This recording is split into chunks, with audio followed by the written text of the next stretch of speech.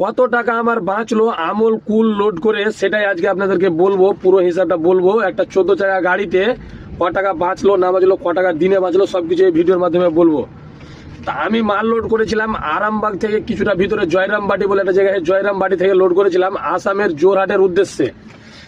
তো কদিন লাগলো না লাগলো সবকিছু বলবো। তো সর্বপ্রথম আমার যেটা খরচা হয়েছে, আমি ডিজেল করেছি 45,000 টাকার, লোডিং পয়েন্ট থেকে নিয়ে খালি পয়েন্ট অব্দি 45,000 টাকার ডিজেল লেগেছে।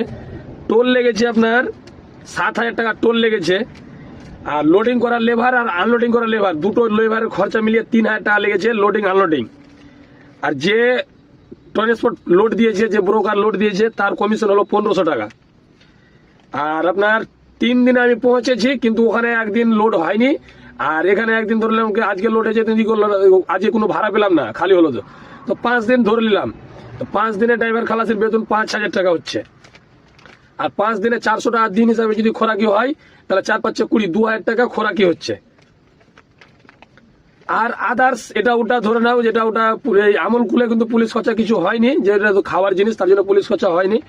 তো তবু আমি এটা ওটা একটা বর্ডার পার করেছি, 1,000 টাকা ধরে নিলাম। ধরে নিলাম 1,000 টাকা। তো টোটাল আমার খরচা হয়ে গেল 64,500 টাকা টোটাল খরচা। আর আমার ভাড়া হয়েছিল 1,10,000 টাকা ভাড়া হয়েছিল ফিক্সড। আমার গাড়িতে 23 টন মাল ছিল, 23 টন 600 মাল ছিল। ফিক্সড ভাড়া হয়েছিল 1,10,000 টাকা। আপনার 1,10,000 থেকে 64,500 টাকা বাদ দিলে 45,500 টাকা বাঁচছে। মানে আমার এই ট্রিপটাতে পুরো 45,500 টাকা বেঁচেছে। 5 দিন গাড়ি চালিয়েছি আমি, 3 দিন গাড়ি চালিয়েছি, 5 দিন লেগেছে। এবার মেন গল্প হচ্ছে এখানে যে এদিক থেকে আমার আসতে 45,000 যে বাঁচলো, এখন বর্তমানে আমি এদিক থেকে যে কলকাতা যাব মোটামুটি 8 দিন লাগবে। এই 8 দিনে কিন্তু কোনো 1 টাকাও বাঁচবে না। এটা যেটা বাঁচলো মানে 8 5 13 দিন, 15 দিনের ট্রিপ হবে। 15 দিনে 45,000 টাকা একটা 14 চাকা গাড়িতে সবকিছু বাদ দিয়ে বাঁচলো। এর মধ্যে মেনটেন্যান্স আছে, পেপার আছে, টায়ার আছে, এগুলো আছে। তো বিশাল কিছু বাঁচেনি। 45,000 টাকা যে বেঁচেছে বিশাল কিছু বাঁচেনি। একটা 14 চাকা গাড়ির হিসাবে 45,000 টাকা একটা ট্রিপে কোনো পয়সাই না।